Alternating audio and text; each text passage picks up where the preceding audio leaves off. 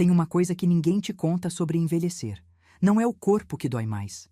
É perceber que você se tornou transparente para as pessoas que você mais ama.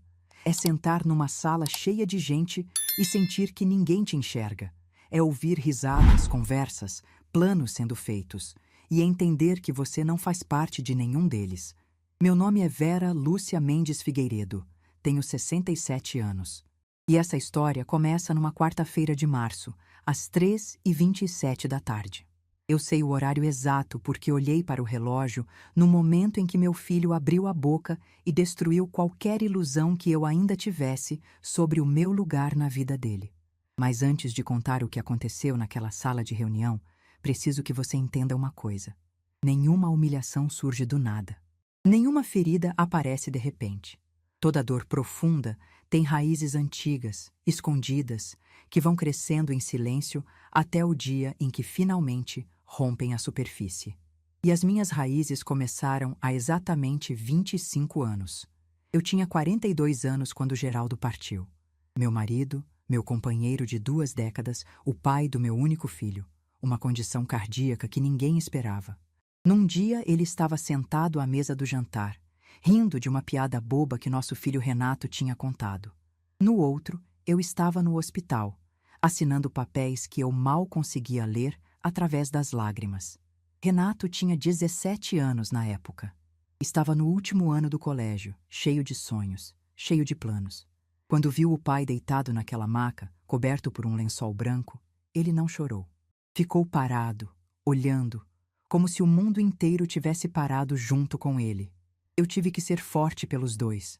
Engoli meu próprio luto para conseguir segurar a mão do meu filho e dizer que ia ficar tudo bem. Geraldo deixou para trás uma pequena loja de materiais de construção em Sorocaba, interior de São Paulo. Um negócio modesto que ele tinha construído do zero ao longo de 15 anos. Era o orgulho dele. Cada prateleira, cada saco de cimento, cada lata de tinta representava anos de trabalho, de sacrifício, de sonhos. Todo mundo achava que a loja era mérito exclusivo dele. Que Geraldo era o gênio por trás dos números, o empresário de visão que tinha transformado um barracão alugado numa loja de esquina respeitada. E eu deixei que pensassem isso. Porque naquela época, mulher que entendia de negócios era vista com desconfiança. Mulher que sabia fazer conta melhor que o marido era motivo de piada. A verdade é que eu sempre fui a cabeça invisível daquele negócio. Geraldo era bom de conversa. Tinha carisma, sabia vender, fazia amizade com qualquer um que entrasse pela porta. Mas era eu quem fechava o caixa toda noite, conferindo centavo por centavo. Era eu quem ligava para os fornecedores às 6 da manhã, negociando prazo, pechinchando desconto. Era eu quem calculava margem de lucro, quem decidia o que comprar e o que deixar de lado. Quem percebia quando um funcionário estava roubando antes mesmo de faltar dinheiro na gaveta. Aprendi tudo sozinha. Não tive professor, não fiz curso. Tinha um caderno quadriculado, onde anotava tudo, uma calculadora cinza que ainda guardo numa gaveta do meu quarto e uma determinação que veio de ver minha mãe criar 6 filhos sozinha depois que meu pai foi embora. Quando Geraldo partiu, todos esperavam que eu vendesse a loja. Os fornecedores ligavam, oferecendo comprar o estoque por valores ridículos. Os concorrentes apareciam com propostas indecentes. Até o irmão do Geraldo, que nunca tinha pisado na loja, surgiu dizendo que podia assumir o negócio para me ajudar. Renato, meu filho, também achou que eu não daria conta. Chegou em casa um dia dizendo que ia largar o colégio para assumir a loja, que não podia deixar a mãe dele se acabar tentando fazer algo que era trabalho de homem. Eu olhei para ele, para aquele menino de 17 anos que achava que sabia tudo sobre a vida, e disse com uma calma que eu mesma não sabia de onde vinha. Você vai terminar o colégio, vai entrar na faculdade e vai deixar a sua mãe cuidar do que ela sempre cuidou. Ele não entendeu o que eu quis dizer. Ninguém entendeu, mas obedeceu. Durante os 7 anos seguintes, eu mantive aquela loja funcionando, sozinha. Acordava às 4h30 da manhã, quando a cidade ainda estava escura e silenciosa. Tomava um café preto, forte, e saía de casa antes das 5. Chegava na loja, abria as portas, conferia o que tinha chegado dos fornecedores na noite anterior.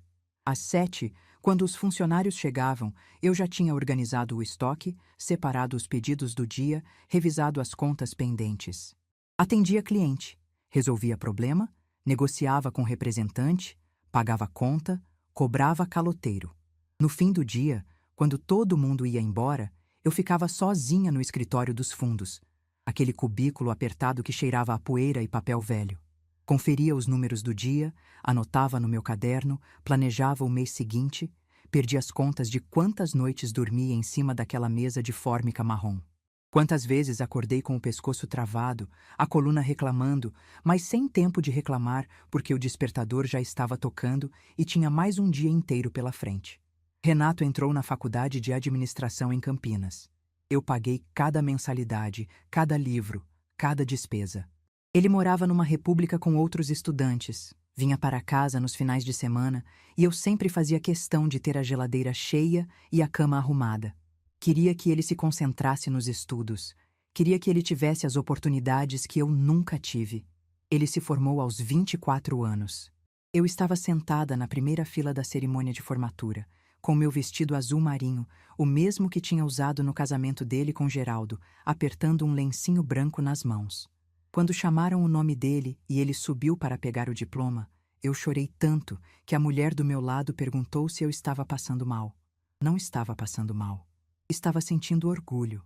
Um orgulho imenso, avassalador, que enchia meu peito e transbordava pelos olhos. Meu menino tinha conseguido. Apesar de tudo, apesar da perda do pai, apesar das dificuldades, ele tinha conseguido. E eu tinha conseguido dar isso para ele. Foi quando cometi o primeiro de muitos erros. Achei que era hora de passar o bastão. Renato era jovem, formado, cheio de ideias modernas que eu não entendia direito, mas que pareciam promissoras. Eu estava cansada. 7 anos carregando aquela loja nas costas tinham cobrado seu preço. Minhas costas doíam o tempo todo. Meus olhos já não conseguiam ler letra pequena sem óculos. Minhas mãos, que antes eram firmes para contar dinheiro, começavam a tremer no fim do dia. Então, eu fiz o que achei certo. Transferi a loja para o nome do Renato. Tudo. O imóvel, o estoque, a carteira de clientes, os contratos com fornecedores. Assinei os papéis no cartório num dia de terça-feira, com o sol entrando pela janela e um sorriso no rosto. Não pedi nada em troca. Nem uma porcentagem do lucro, nem um salário simbólico, nem um documento que garantisse minha participação no negócio que eu tinha sustentado por tantos anos. Achei que não precisava. Era meu filho. Ele jamais esqueceria tudo o que eu tinha feito. Ele jamais me deixaria de lado. Que ingenuidade a minha. No início, as coisas pareciam bem. Renato me ligava toda semana, às vezes, todo dia, pedindo opinião sobre isso ou aquilo. Qual fornecedor escolher para cimento? Vale a pena fazer promoção de tinta no fim do ano? Aquele funcionário antigo, o seu Joaquim, está rendendo menos? O que eu acho de trocar ele por alguém mais novo? Eu respondia tudo com paciência. Sentia que ainda tinha um papel, ainda era útil, ainda fazia parte daquela história. Mal sabia eu que aquelas ligações estavam apenas contando os dias, até se tornarem cada vez mais raras, cada vez mais curtas, até desaparecerem completamente. A mudança começou quando Renato conheceu Débora. Ela trabalhava no departamento de recursos humanos de uma empresa grande em São Paulo. Era bonita, isso eu não podia negar. Cabelos lisos, sempre bem arrumados, maquiagem impecável, roupas de grife que eu nem sabia pronunciar o nome. Falava de gestão de pessoas e cultura organizacional e feedback construtivo, com uma segurança que eu nunca tive para falar de nada. Renato se apaixonou de um jeito que eu nunca tinha visto. Os olhos dele brilhavam quando falava dela. Ele ria das piadas dela, concordava com todas as opiniões dela, mudava de ideia no meio da frase se ela levantava uma sobrancelha. Eu fiquei feliz por ele. Todo filho merece encontrar alguém para amar. O problema é que Débora me viu, desde o primeiro instante em que colocou os olhos em mim, como um obstáculo a ser removido. Eu lembro do primeiro jantar que ela veio na minha casa. Eu tinha passado o dia inteiro na cozinha. Frango ao molho pardo, do jeito que o Renato amava desde criança. Arroz com pequi, que era a receita da minha mãe. Quiabo refogado, que o Geraldo sempre dizia que ninguém fazia igual. Sobremesa de goiabada com queijo, cortada em pedacinhos perfeitos. Arrumei a mesa com a toalha boa, a de linho branco que só usava em ocasião especial. Coloquei as flores que tinha comprado de manhã no mercado. Acendi uma vela no centro, daquelas com cheiro de baunilha que deixam o ambiente acolhedor. Quando eles chegaram, Débora entrou olhando para os cantos como quem faz inspeção sanitária. Passou o dedo na estante da sala, verificou o encosto do sofá, ergueu uma sobrancelha para a cortina da janela. Não disse nada, mas não precisava. O olhar já dizia tudo. Na hora de sentar para comer, ela ficou parada diante do prato, olhando para aquela comida que eu tinha preparado com tanto carinho, e disse com uma vozinha fina: "Ai, dona Vera, desculpa, mas eu estou de dieta. Não como comida pesada assim. Tem uma saladinha?" Renato me olhou com aquela expressão que eu ia aprender a conhecer muito bem nos anos seguintes. A expressão de "desculpa, mãe, mas é assim que as coisas são agora." Ele não disse nada. Não defendeu minha comida, não explicou que era especial, não sugeriu que ela pelo menos experimentasse. Apenas ficou em silêncio enquanto eu me levantava, ia até a cozinha e improvisava uma salada com o que tinha na geladeira.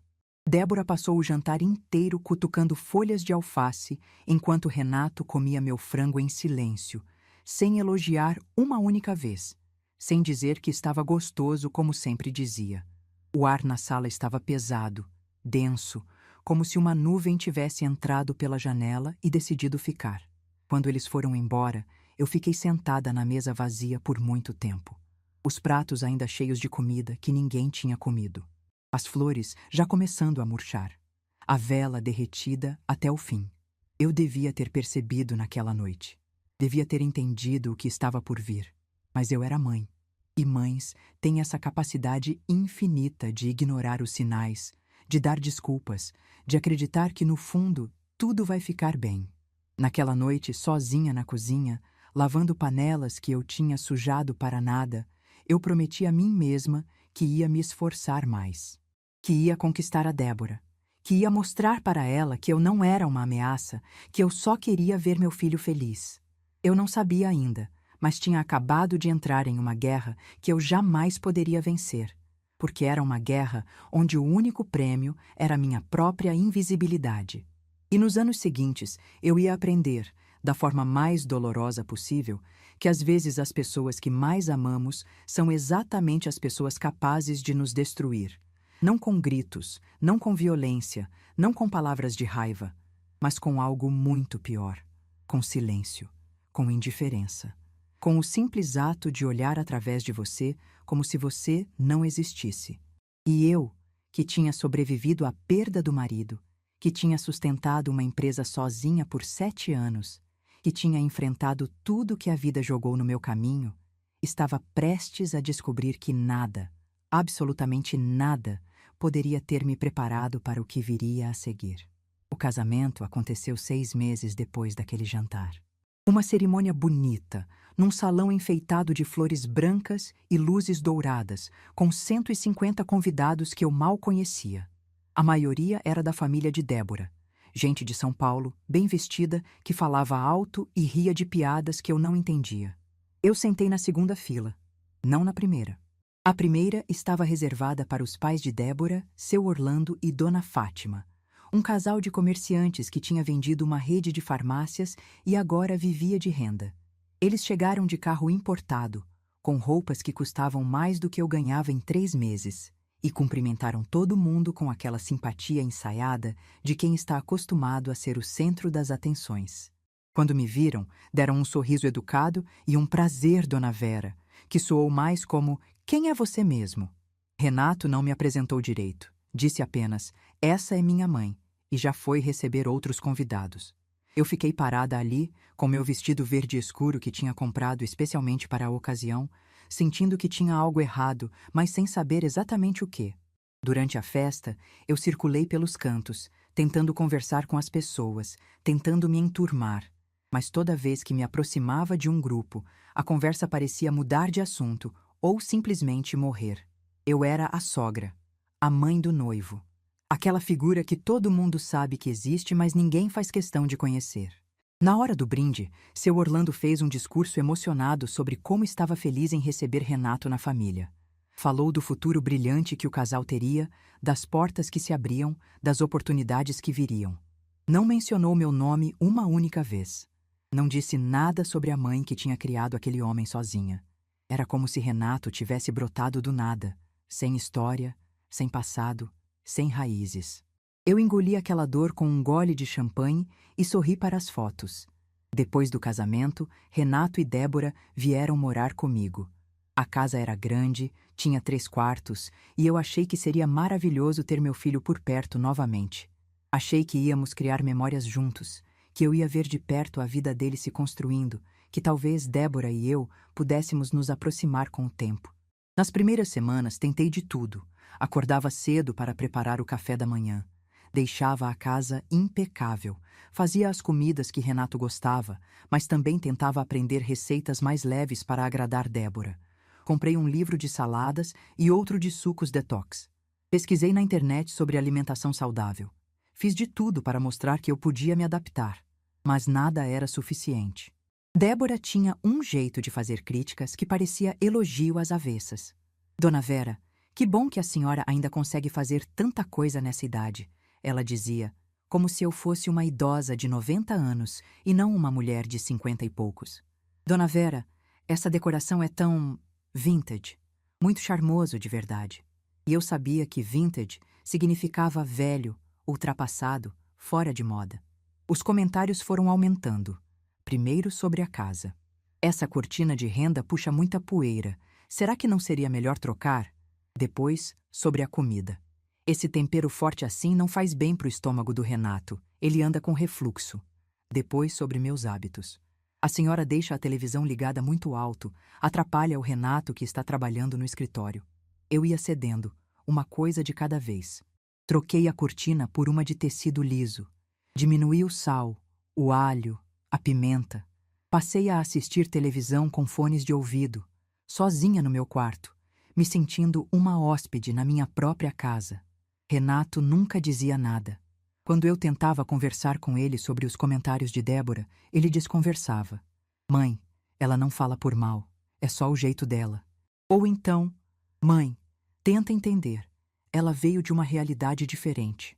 Como se eu tivesse que pedir desculpas por ter criado meu filho numa casa simples, com comida de verdade e cortinas de renda. A primeira vez que chorei foi 3 meses depois do casamento. Era um domingo de manhã e eu estava na cozinha preparando um bolo de fubá, aquele que o Renato amava desde criança. Débora apareceu de pijama com aquela cara de sono de quem tinha acabado de acordar e perguntou o que eu estava fazendo. Bolo de fubá, respondi sorrindo. O preferido do Renato. Ela torceu o nariz. Dona Vera, ele não come mais essas coisas. Estamos numa reeducação alimentar. Carboidrato de manhã não pode.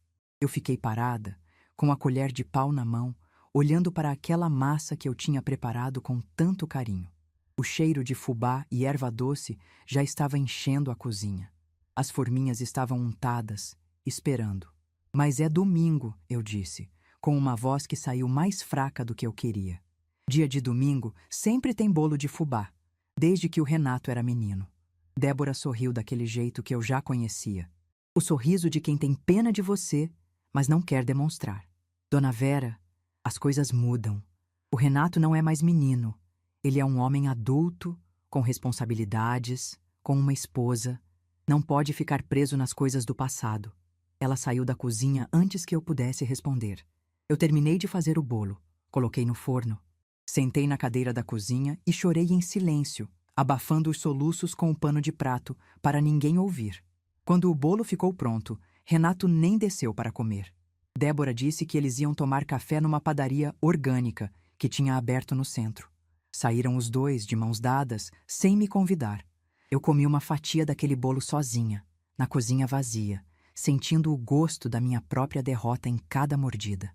2 anos depois do casamento, veio a notícia que eu mais esperava. Débora estava grávida. Quando Renato me contou com aquele sorriso enorme no rosto, eu chorei de alegria. Finalmente ia ser avó. Finalmente ia ter alguém para cuidar, para mimar, para encher de amor sem precisar pedir licença. Uma criança que seria parte de mim, que carregaria algo do Geraldo, que daria sentido a todos aqueles anos de sacrifício. Eu me ofereci para ajudar em tudo. Me coloquei à disposição para acompanhar nas consultas, para montar o quartinho do bebê, para fazer as compras do enxoval. Pesquisei sobre gravidez, sobre amamentação, sobre os primeiros cuidados. Estava pronta para ser a avó mais presente, mais dedicada, mais amorosa que aquela criança poderia ter. Mas Débora tinha outros planos. Dona Vera, obrigada pela oferta, mas a minha mãe já vai me acompanhar nas consultas. Ela tem mais experiência com essas coisas modernas, sabe como é. E Dona Fátima, que morava em São Paulo, passou a vir toda semana para ficar com a filha. O quartinho do bebê foi montado por uma decoradora contratada.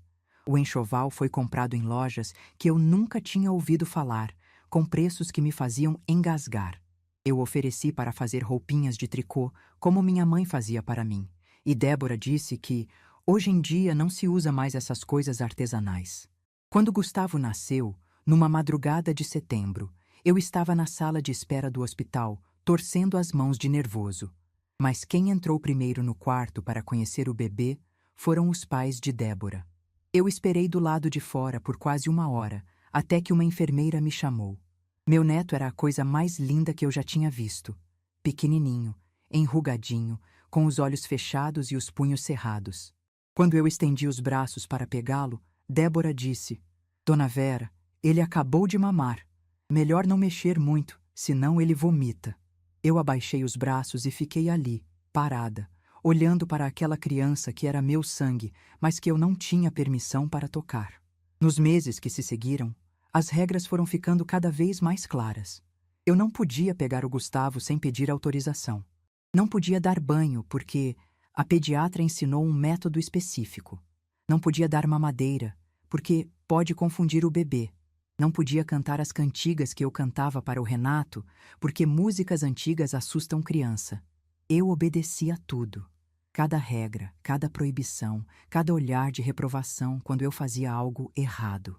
Engoli minha vontade, minha experiência, minha intuição de mãe e avó.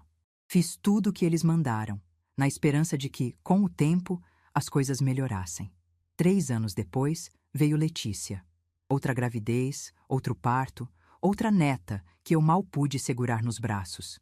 As regras continuaram as mesmas, talvez ainda mais rígidas. Eu era a avó que existia nos cantos, que aparecia nas fotos de Natal, sorrindo um sorriso forçado, que comprava presentes caros para compensar o carinho que não podia dar.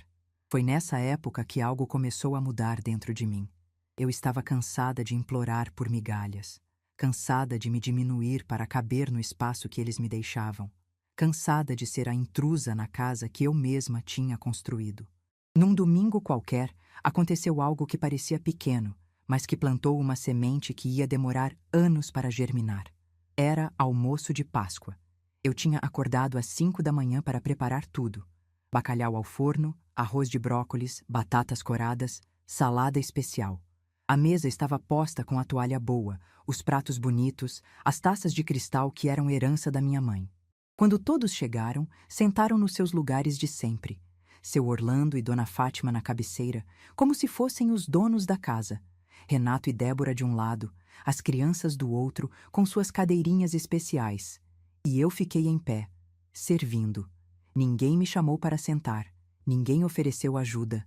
Eu ia e voltava da cozinha, trazendo travessas, recolhendo pratos, servindo suco, enquanto eles conversavam e riam e faziam planos dos quais eu não fazia parte. Quando finalmente sentei, na ponta mais distante da mesa, o prato que sobrou já estava frio. A comida que eu tinha passado horas preparando tinha esfriado enquanto eu servia os outros. Foi quando Gustavo, meu neto de 8 anos, olhou para mim e perguntou em voz alta: Vó, por que você sempre senta no lugar da empregada? A mesa inteira ficou em silêncio.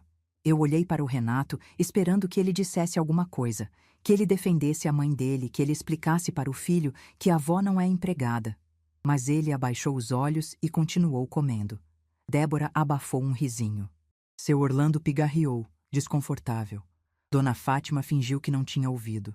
E eu fiquei ali, com o garfo parado no ar, sentindo o peso daquela pergunta me esmagar por dentro. Naquela noite, depois que todos foram embora e a casa ficou em silêncio, eu sentei na cozinha olhando para a pilha de louça suja. Panelas enormes, pratos empilhados, copos sujos de vinho. Ninguém tinha oferecido ajuda. Ninguém tinha ficado nem 5 minutos a mais para me ajudar a limpar a bagunça que eles tinham feito. E foi ali, naquela cozinha que cheirava a bacalhau e a solidão, que eu tomei uma decisão. Eu ia sair daquela casa. Ia vender tudo e recomeçar. Ia parar de esperar que as coisas mudassem, porque elas não iam mudar. Ia parar de implorar por um lugar que nunca foi meu. Na semana seguinte, liguei para uma corretora de imóveis. O que eu não sabia ainda é que aquela decisão, que parecia apenas uma fuga, seria o primeiro passo de uma jornada que mudaria tudo. Uma jornada que me levaria de volta ao controle da minha própria vida. E que um dia, anos depois, faria meu filho bater na minha porta implorando por perdão. Mas isso ainda estava longe. E antes de chegar lá, eu tinha muito o que aprender sobre mim mesma. Tinha que descobrir que a mulher que eu achava que era, submissa, invisível, descartável, não era a mulher que eu realmente era por dentro. Porque existe uma diferença enorme entre aceitar o lugar que os outros te dão e escolher o lugar onde você quer estar. Eu tinha passado anos aceitando. Agora, pela primeira vez, eu ia começar a escolher. E essa escolha ia custar caro, para todos nós. A corretora de imóveis se chamava Sandra, uma mulher de uns 40 anos, cabelos curtos, sorriso profissional. Ela chegou na minha casa numa manhã de terça-feira, com uma pasta cheia de papéis e aquele olhar de quem já tinha visto muitas histórias parecidas com a minha. Eu a recebi na sala, ofereci café e expliquei o que queria. Vender a casa. Toda ela. O mais rápido possível. Sandra olhou ao redor, avaliando os móveis, as paredes, o tamanho dos cômodos. Fez anotações, tirou fotos, mediu os espaços. Quando terminou, sentou na minha frente e disse algo que me pegou de surpresa. Dona Vera, a senhora sabe que essa casa vale muito mais do que a maioria das pessoas imagina, não sabe? Eu não sabia. Ou melhor, nunca tinha parado para pensar nisso. Aquela casa era só minha casa.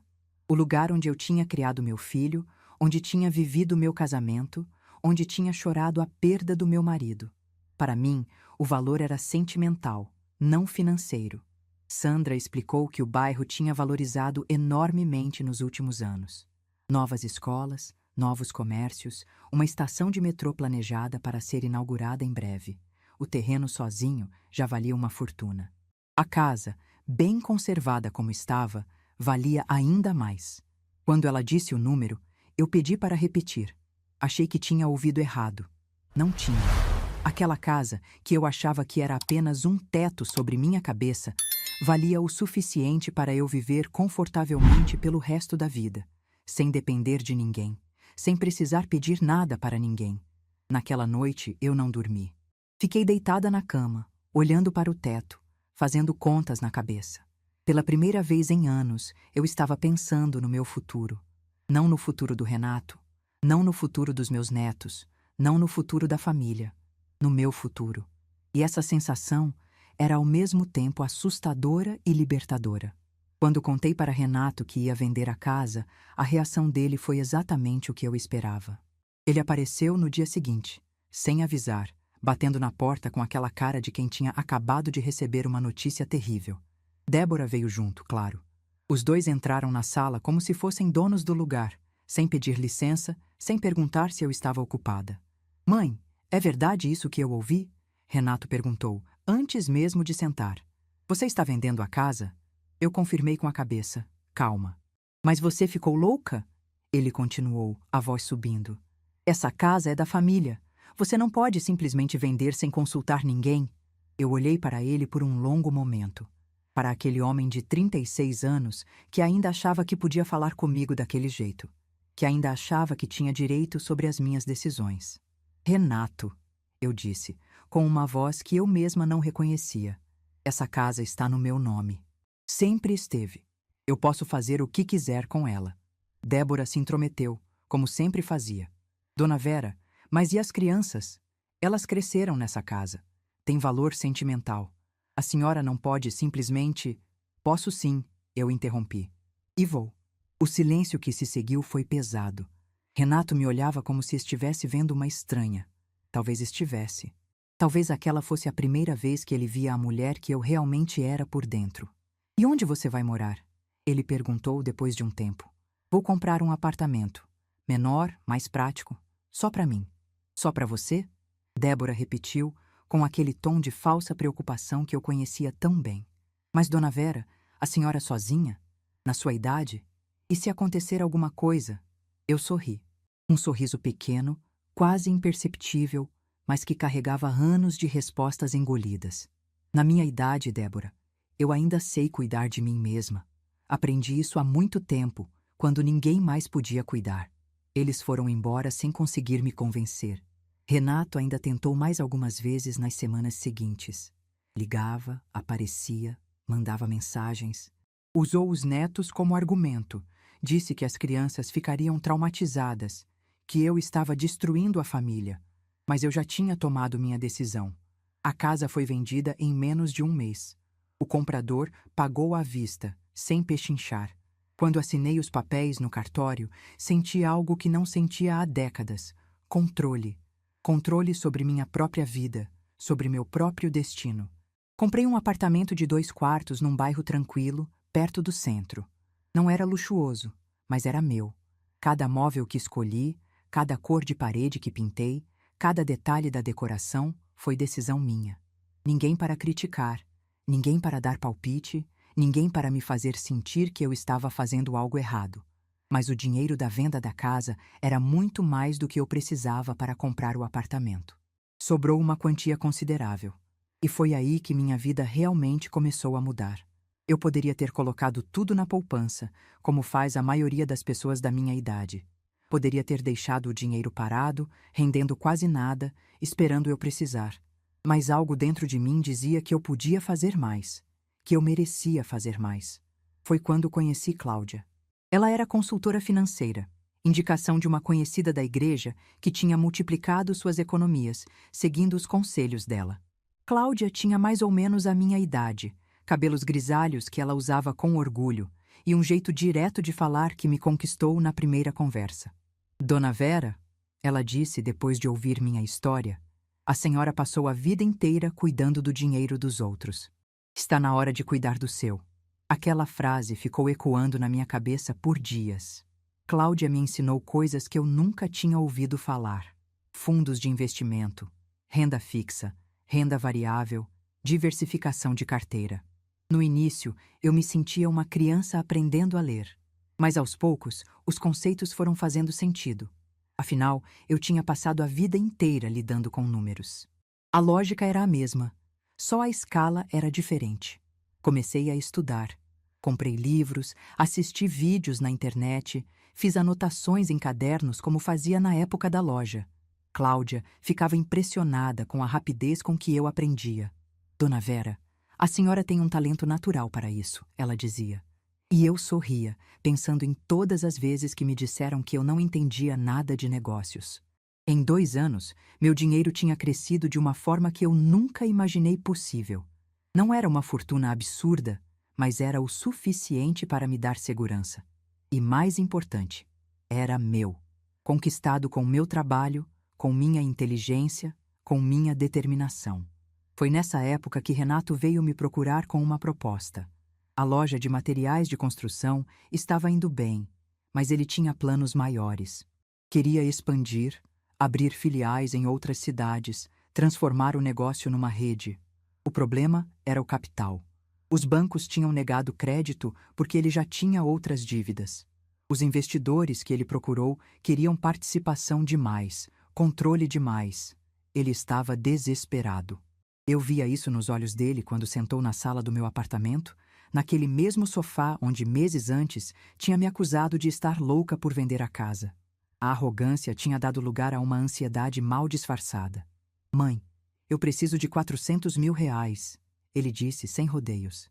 É para a expansão. Eu sei que a senhora tem dinheiro guardado. Eu pago de volta com juros como se fosse um banco. Eu fiquei em silêncio por um longo momento, observando meu filho. Aquele homem que tinha me humilhado tantas vezes, que tinha permitido que sua esposa me tratasse como uma intrusa, que tinha me deixado sentada no lugar da empregada, sem dizer uma única palavra. Por que você não pede para os pais da Débora? Perguntei. Eles têm dinheiro de sobra. Renato desviou o olhar. Eles não querem investir. Disseram que é arriscado demais. Eu quase ri.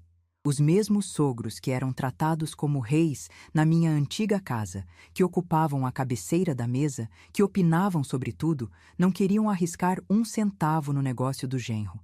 Mas eu, a mãe invisível, a velha que não sabia de nada, eu deveria abrir minha carteira sem questionar. E se eu disser não? Perguntei. Renato me olhou surpreso. Claramente não tinha considerado essa possibilidade. Mãe, é o futuro da nossa família, do negócio que o pai construiu. Você não pode simplesmente... O negócio que eu mantive funcionando por 7 anos. Eu corrigi, com uma calma que me surpreendeu. O negócio que eu te entreguei de bandeja sem pedir nada em troca. O negócio que você nunca me agradeceu por ter salvado. O silêncio que se seguiu foi o mais longo da nossa conversa. Renato abriu a boca para dizer algo, mas eu levantei a mão, pedindo que ele esperasse. Eu precisava pensar. Precisava decidir o que fazer com aquele momento, com aquela oportunidade.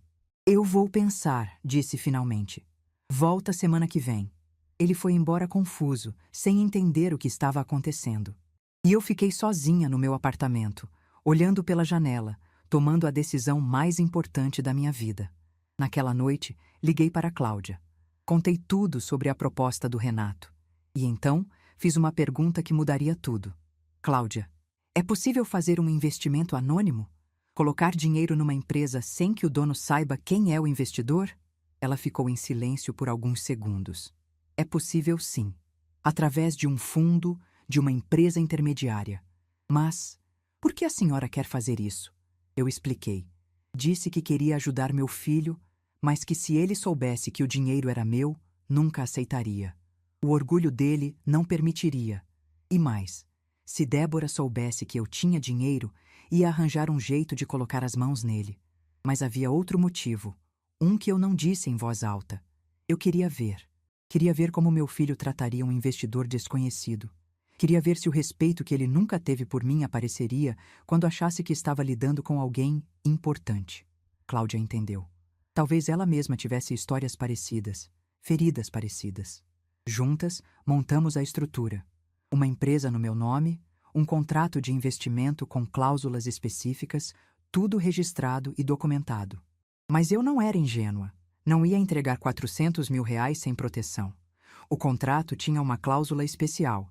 Se houvesse má administração, desvio de recursos ou qualquer situação que eu considerasse inadequada, eu podia solicitar a devolução do valor corrigido num prazo de 30 dias. Era minha garantia, meu seguro. Uma semana depois, Renato recebeu a notícia de que um fundo de investimentos de São Paulo estava interessado em aportar capital na empresa dele. Ele ligou para me contar, eufórico, sem saber que eu já sabia de tudo. Mãe, apareceu um investidor, 400 mil, exatamente o que eu precisava. É um fundo, coisa séria, gente grande. Eu o parabenizei, desejei boa sorte e desliguei o telefone com um sorriso que ninguém podia ver. A empresa cresceu. Em 2 anos, Renato abriu 3 filiais. Virou um empresário respeitado, dava entrevistas para o jornal local, era convidado para eventos importantes. Débora ostentava a nova vida nas redes sociais. Viagens, restaurantes caros, carro importado, bolsas de grife. E eu continuei sendo a mãe invisível. Nos almoços de domingo, quando era convidada, eu sentava no mesmo canto de sempre. Ouvia as conversas sobre o sucesso da empresa, sobre os planos de expansão, sobre como Renato era um gênio dos negócios. Ninguém perguntava a minha opinião. Ninguém sabia que cada centavo daquele crescimento tinha saído do meu bolso. Uma vez, durante um desses almoços, Débora fez um comentário que quase me fez engasgar no café. O Renato é muito bom em atrair investidores, ela disse, com aquele orgulho de esposa troféu.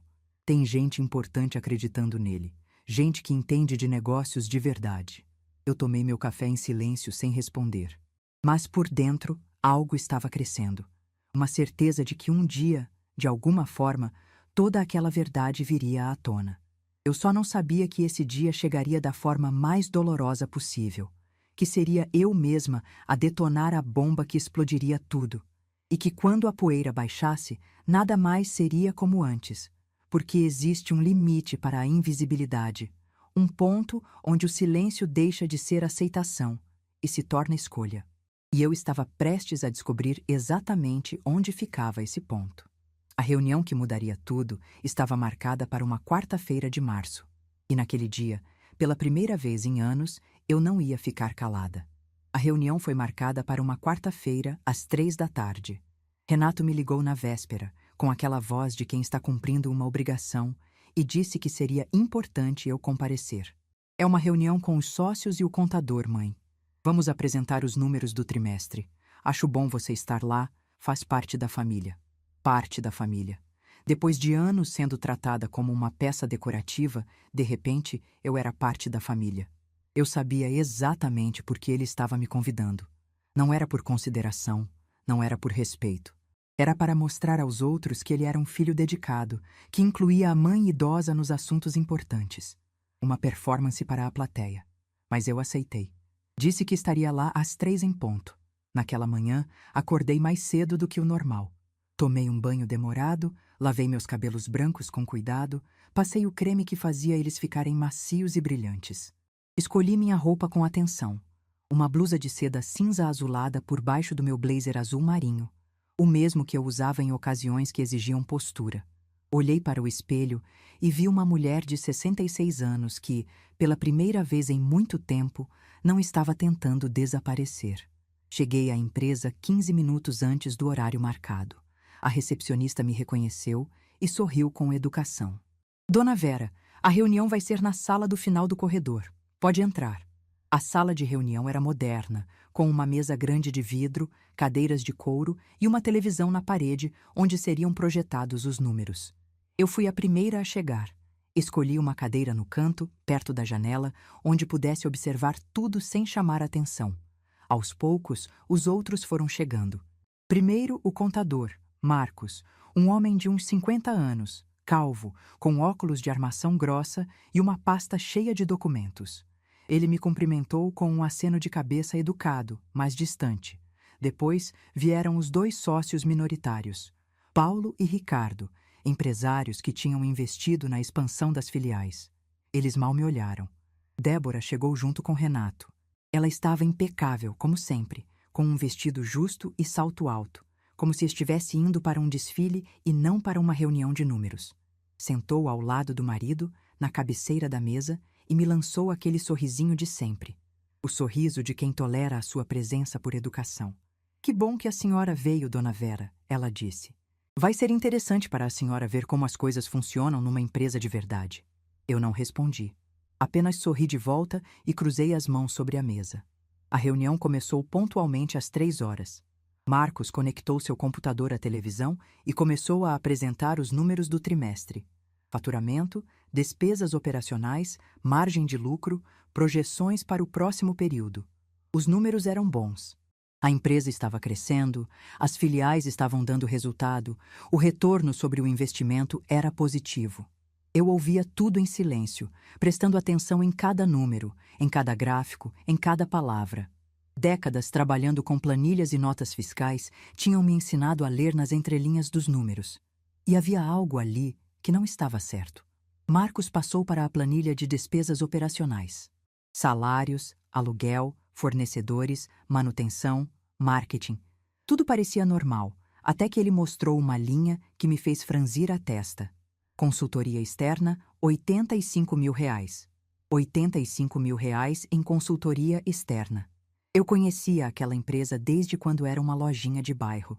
Nunca, em todos os anos que trabalhei ali, nunca tínhamos contratado consultoria externa. O Geraldo sempre dizia que consultor era gente que cobra para dizer o que você já sabe. E Renato tinha herdado essa filosofia. Então, por que, de repente, havia uma despesa de R$ 85 mil com algo que nunca tinha existido antes? Eu olhei para Renato. Ele estava olhando para o celular, distraído. Olhei para Débora. Ela estava conferindo as unhas, claramente entediada com aquela sequência de números que ela não entendia. Olhei para os sócios. Eles pareciam satisfeitos com os resultados gerais, sem questionar os detalhes. Eu podia ficar calada. Era o que eu sempre fazia. Engolir minhas dúvidas, guardar minhas perguntas, deixar que os outros tomassem as decisões. Era mais fácil assim, mais seguro.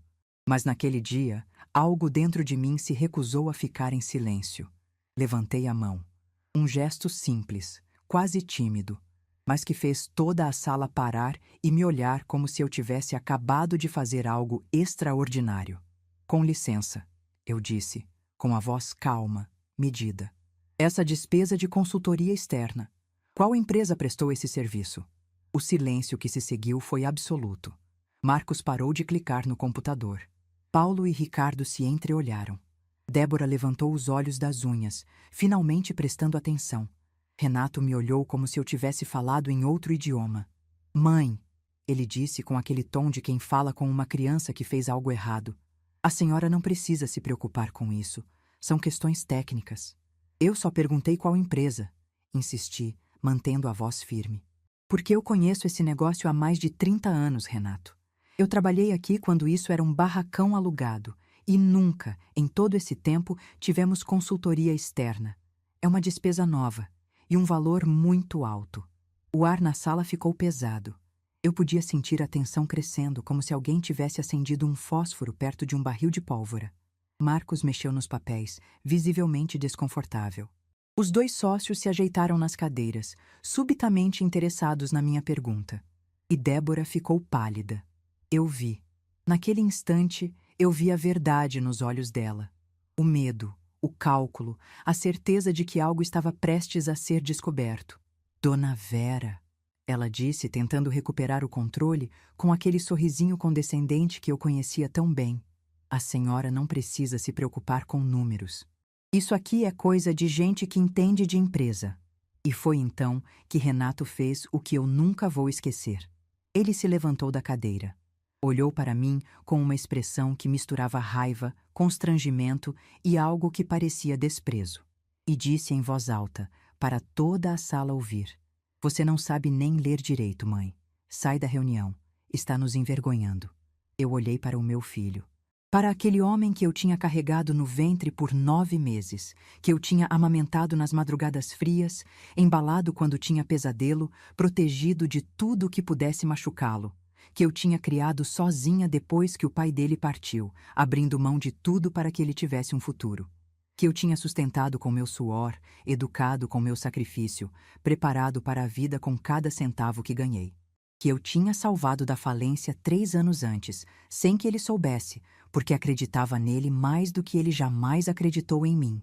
E ele estava ali, na frente de desconhecidos, me chamando de ignorante, me expulsando como se eu fosse uma funcionária inconveniente, como se todos aqueles anos não significassem nada, como se eu não significasse nada. 3 palavras. Não sabe ler. 3 palavras que apagaram décadas de dedicação. 3 palavras que revelaram o que ele realmente pensava de mim esse tempo todo. A sala inteira ficou em silêncio. Ninguém sabia o que dizer. Marcos olhava para a mesa, envergonhado por estar presenciando aquilo. Os sócios pareciam desconfortáveis, sem saber se deviam intervir ou fingir que não tinham visto nada. Eu senti meu coração acelerar. Senti meus olhos arderem com lágrimas que eu me recusei a deixar cair. Senti uma dor tão profunda que parecia que alguém tinha enfiado uma faca no meu peito e estava girando devagar. Mas eu não gritei, não chorei, não implorei. Eu me levantei em silêncio. Peguei minha bolsa, ajeitei meu blazer e antes de sair, olhei para Marcos e disse, com a voz mais calma que consegui: Aquela despesa de consultoria não existe. Vocês sabem disso. E eu também sei. Depois olhei para meu filho uma última vez. Ele estava vermelho, talvez de raiva, talvez de vergonha. Eu não sabia mais a diferença. Saí da sala sem dizer mais nada. Caminhei pelo corredor com passos firmes, cada um ecoando no piso de cerâmica como batidas de um coração que finalmente tinha acordado. Passei pela recepcionista, que me olhou com os olhos arregalados de surpresa, provavelmente tentando entender o que tinha acontecido. Atravessei a porta de vidro e fui até o estacionamento. O sol da tarde batia no asfalto, criando aquele calor denso de março. Eu senti o ar quente entrar nos meus pulmões enquanto procurava as chaves na bolsa. Minhas mãos tremiam, mas eu não ia deixar ninguém ver. Não ali, não naquele momento. Entrei no meu carro, coloquei as mãos no volante e fiquei ali, parada, por vários minutos. O estacionamento estava quase vazio. Só eu e o silêncio. Só eu e a dor que finalmente podia sair. Só então eu deixei as lágrimas caírem. Chorei como não chorava há anos. Chorei pela humilhação pública, por ter sido tratada como lixo na frente de pessoas que nem me conheciam. Chorei pela ingratidão de um filho que devia sua vida a mim e me pagava com desprezo. Chorei por todos os anos que passei me diminuindo para que ele se sentisse grande, aceitando menos do que merecia para não causar problemas. Por todas as vezes que fiquei calada quando deveria ter falado, que engoli minhas palavras para manter uma paz que só existia para os outros. Por todas as migalhas de afeto que aceitei como se fossem banquetes, me convencendo de que era assim que as coisas deveriam ser. Mas junto com a dor veio outra coisa. Uma certeza. Uma determinação que eu não sabia que ainda existia dentro de mim. Eu não ia deixar aquilo passar. Não dessa vez. Dirigi até meu apartamento em silêncio. Quando cheguei, tranquei a porta, sentei no sofá e fiquei olhando para o telefone. Eu tinha uma decisão a tomar. Uma decisão que mudaria tudo. Liguei para Cláudia. Cláudia, eu disse, com uma voz que não tremia mais. Eu preciso que você execute a cláusula de resgate, imediatamente. Ela ficou em silêncio por alguns segundos. Vera, tem certeza? Se fizer isso agora, a empresa pode não conseguir... Tenho certeza. Interrompi. Absoluta. Cláudia tentou me fazer esperar, pensar melhor, conversar com Renato antes. Mas eu já tinha pensado, já tinha esperado, já tinha conversado demais. Manda a notificação hoje, eu disse. O prazo de 30 dias começa a contar amanhã. Quando desliguei o telefone, senti algo que não sentia há muito tempo. Não era raiva, não era tristeza, era poder. O poder de quem finalmente decidiu parar de aceitar o inaceitável. Naquela noite, eu dormi melhor do que tinha dormido em meses, porque eu sabia que, pela primeira vez na minha vida, eu estava escolhendo a mim mesma. Não como mãe, não como avó, não como a mulher invisível que todo mundo achava que conhecia. Como Vera Lúcia. Uma mulher que finalmente tinha entendido seu próprio valor. E nos dias que viriam, meu filho ia entender também. Da forma mais dura possível. Porque aquela despesa de R$ 85 mil que eu tinha questionado era real nos papéis. E era completamente falsa na prática. O dinheiro tinha ido para uma empresa fantasma, registrada no nome de um primo de Débora. Um desvio que eles achavam que estava bem escondido. Um roubo disfarçado de despesa operacional que ninguém jamais questionaria. Mas alguém questionou. A velha que não sabia nem ler direito. A mãe invisível que passou a vida inteira fazendo contas em cadernos quadriculados. A mulher que todos achavam que não entendia nada de negócios. Eu tinha visto a verdade em 5 segundos de planilha. O que eles tentaram esconder por meses, eu descobri com uma única pergunta. E agora, o mundo deles estava prestes a desmoronar. Não por vingança, não por raiva, mas porque algumas verdades não podem ficar escondidas para sempre. E a minha verdade estava prestes a aparecer. 2 dias depois da reunião, o telefone de Renato tocou às 7 da manhã. Era Marcos, o contador. A voz dele estava tremendo. Renato, temos um problema sério. A investidora anônima está retirando o capital. Todo ele. Com juros e correção, estamos falando de mais de R$ 500 mil. E ela quer em 30 dias. Eu soube disso porque Cláudia me ligou logo depois, contando que Renato tinha entrado em desespero. Ele ligou para ela implorando por uma reunião, pedindo para falar com a investidora, oferecendo qualquer condição para renegociar. Cláudia, seguindo minhas instruções, disse que a investidora não estava interessada em negociar. Ele está desesperado, Vera, ela me disse. Perguntou várias vezes quem era a pessoa por trás do fundo. O que eu faço? Eu pensei por um longo momento. Aquela era a hora da verdade. A hora de decidir se eu ia manter o anonimato para sempre ou se ia deixar meu filho saber exatamente quem ele tinha humilhado naquela sala de reunião. Conta para ele, eu disse. Conta quem eu sou. Cláudia hesitou. Tem certeza? Absoluta. Marca uma reunião para amanhã. E quando ele perguntar quem é a investidora, mostra o contrato com meu nome. No dia seguinte, às 2 da tarde, Renato estava sentado no escritório de Cláudia, achando que ia finalmente conhecer o investidor misterioso que podia salvar ou destruir sua empresa. Cláudia contou depois cada detalhe daquele encontro. Ela colocou uma pasta na mesa e empurrou na direção dele. Aqui está o contrato original, com o nome da investidora. Renato abriu a pasta com as mãos trêmulas, leu o nome no documento, releu, olhou para Cláudia sem entender. Isso é algum tipo de brincadeira? Não é brincadeira, senhor Renato. Vera Lúcia Mendes Figueiredo é a investidora que aportou R$ 400 mil na sua empresa há 3 anos. Sua mãe. O silêncio que se seguiu durou quase 1 minuto inteiro. Renato ficou olhando para aquele documento como se as letras fossem mudar de forma na sua frente. Como se de alguma forma o nome da mãe dele fosse se transformar em outro nome, qualquer outro nome. Mas não mudou, porque a verdade, diferente das pessoas, não muda só porque você quer. Ele saiu do escritório de Cláudia sem dizer uma palavra. E 40 minutos depois, estava batendo na porta do meu apartamento.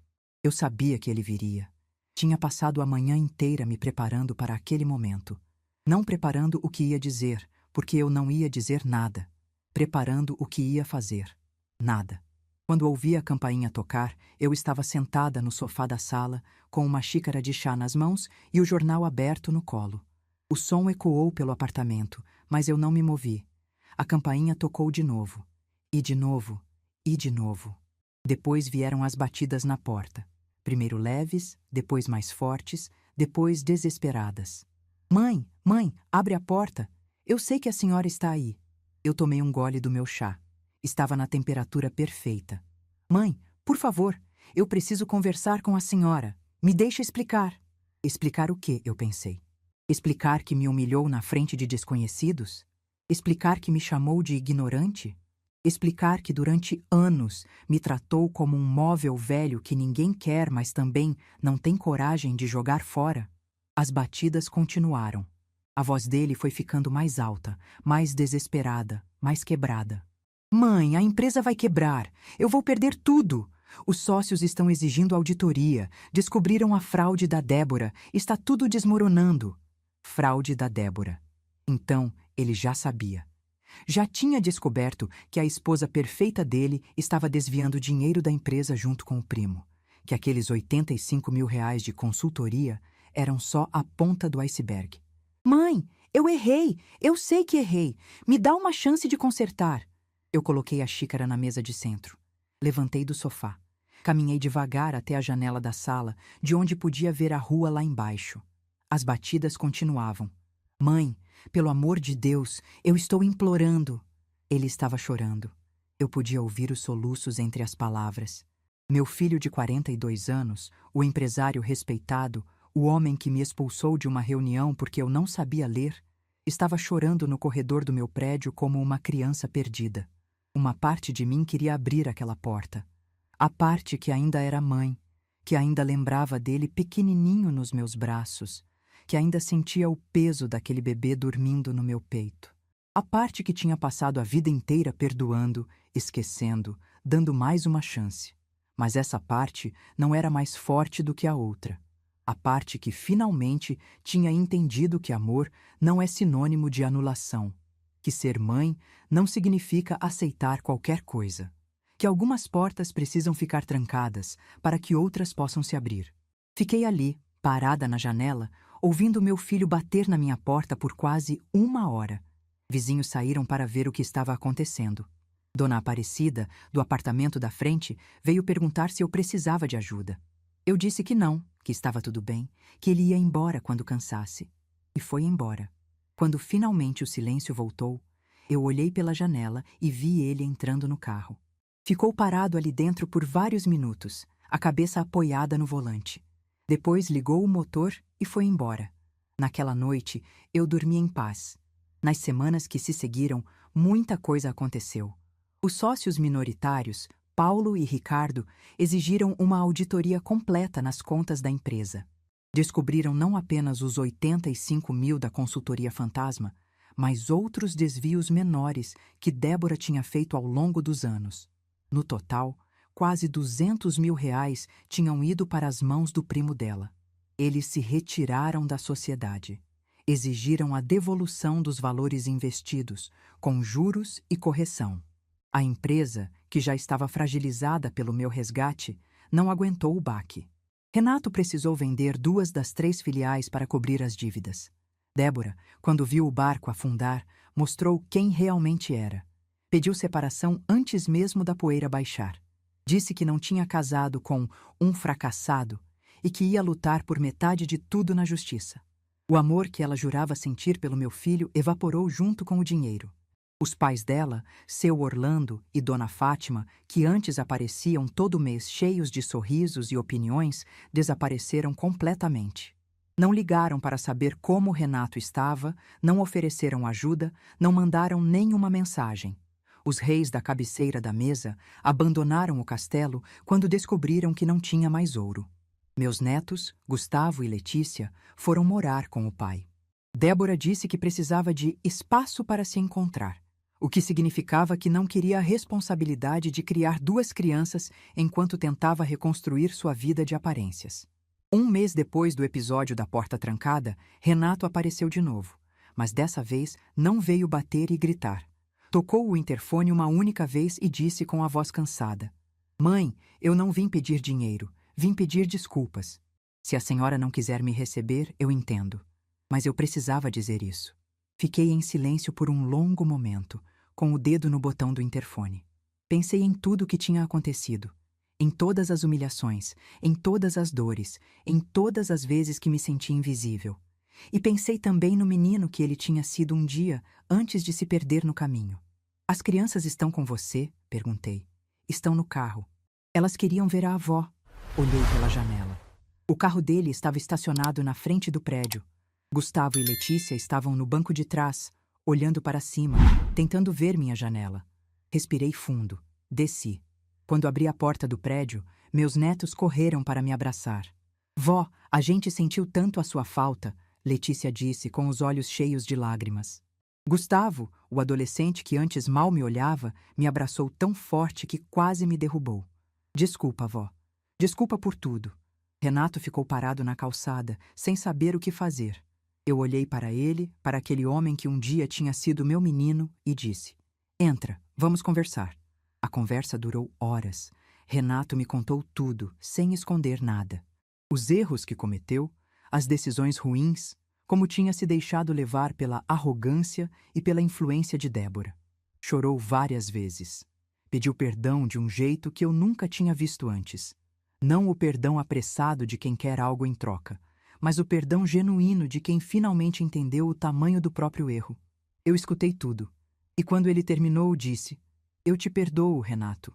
Mas perdoar não significa esquecer, e não significa voltar a ser a mesma de antes." Ele assentiu, sem argumentar.